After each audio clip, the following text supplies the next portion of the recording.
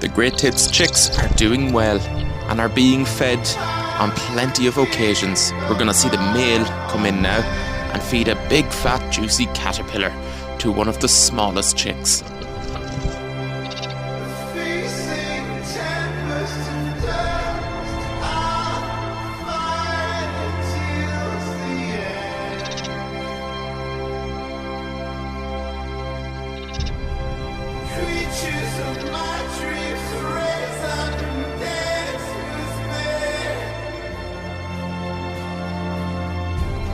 And the little one gets it.